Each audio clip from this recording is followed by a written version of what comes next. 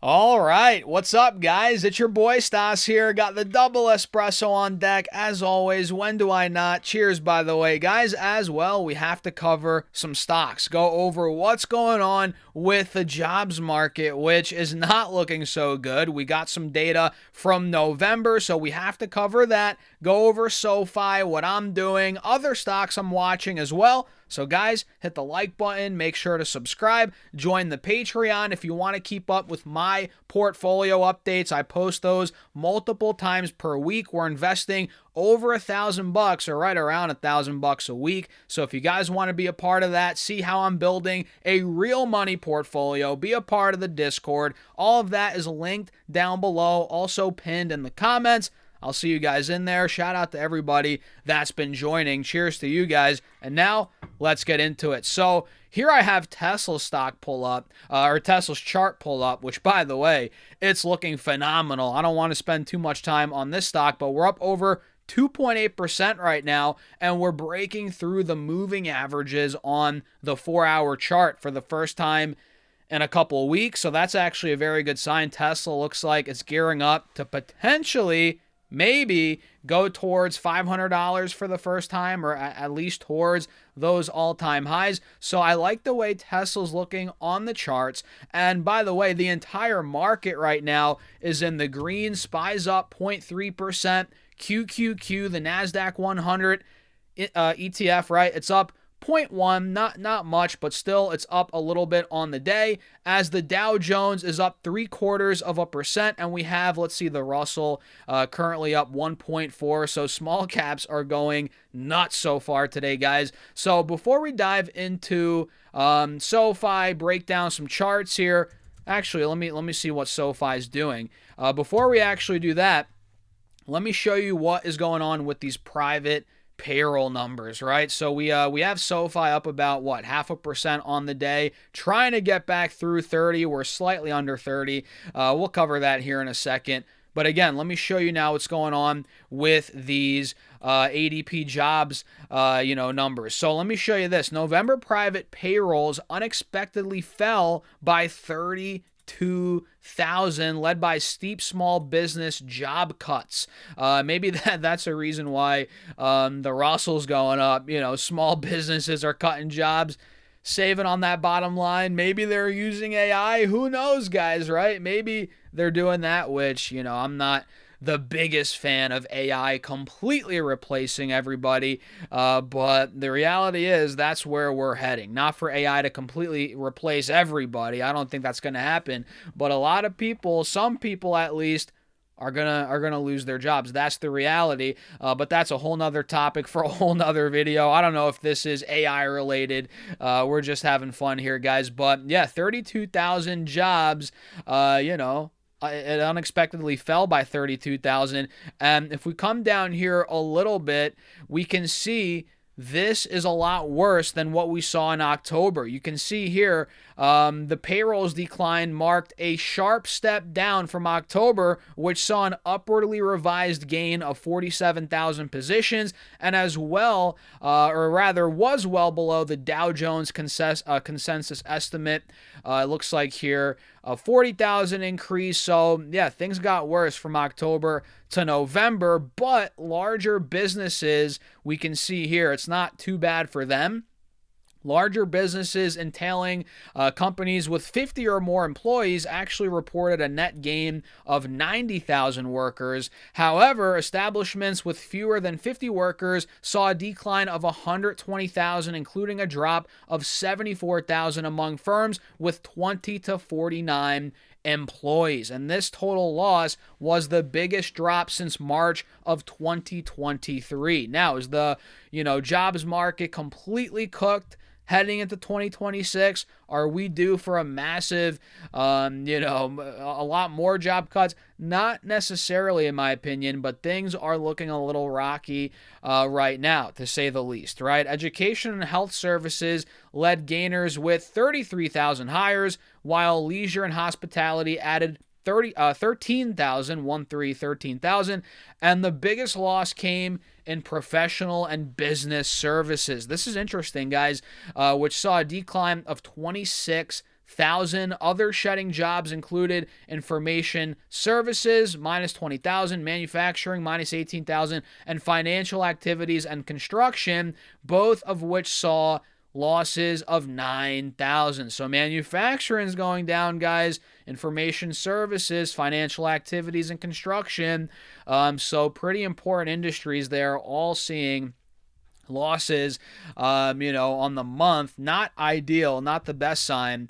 We can see here ADP's chief economist, Neela Richardson, they said hiring has been choppy of late as employers weather cautious consumers and an uncertain macroeconomic environment. And while November slowdown was broad-based, it was led by a pullback among small businesses, right? Yeah, that's critical, man. And the ADP report is the last jobs picture the Fed gets before it meets December 9th through 10th. So this is going to be a big thing they're looking at in terms of cutting those rates, which I think we're going to get a rate cut. Polymarket has it at 91% as of yesterday that we're going to get a 25 basis point rate cut. I think it's coming, no doubt. Market, it's pretty much stamped right now, guys. It went from being 100% solidified pretty much to then being more uncertain about 2 weeks ago.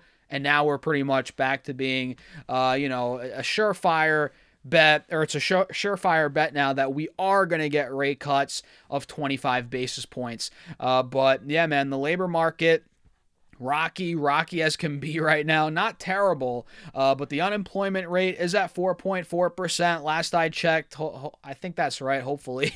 4.2 to 4.4, something like that.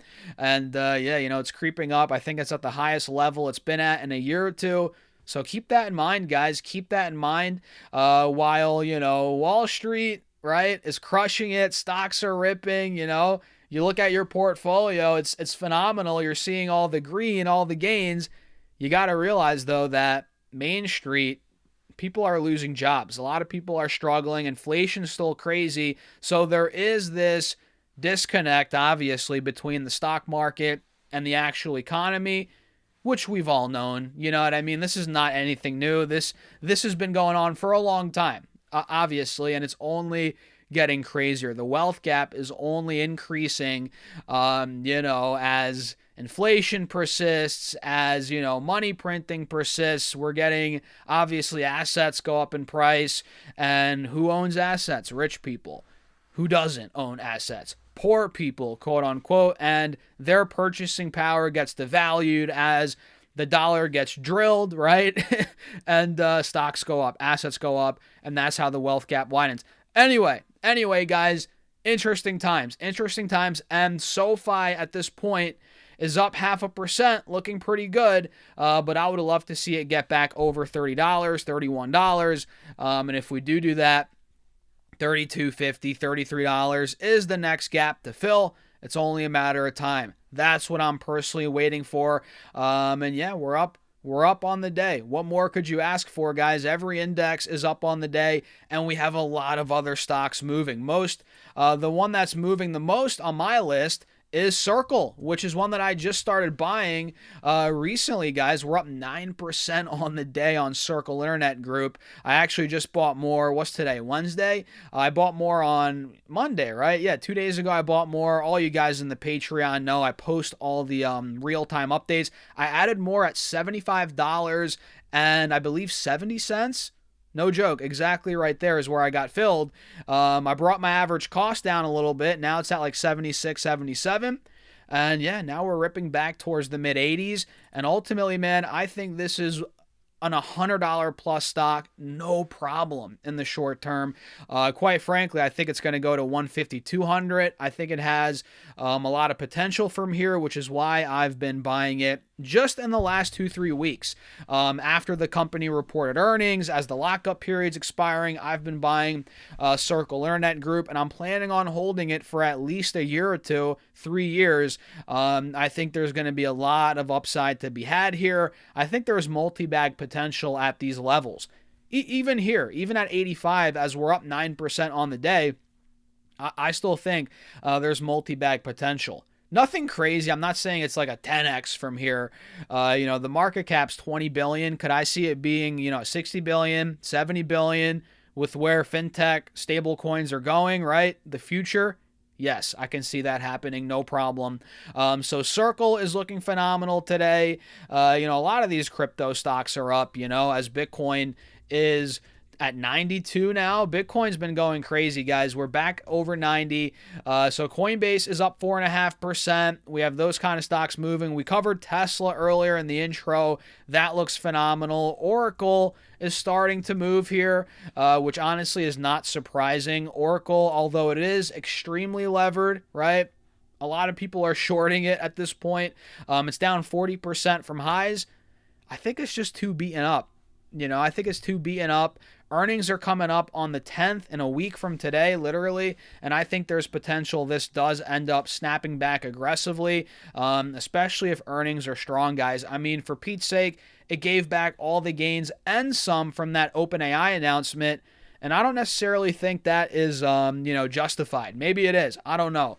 But we'll leave it there. Let me know your thoughts in the comments. Guys, hit the like button, subscribe, join the Patreon if you want to keep up with my portfolio updates, see what I do on a week in, week out basis, be a part of the Discord. All of that is on Patreon, link down below. And guys, we're investing thousands of dollars a month. We're building a serious portfolio. So if you want to be a part of it, link down below. Also pinned in the comments, or go to stasurfs.com/Patreon. I'll see you on the inside. And with that being said, cheers. Have a great rest of your day.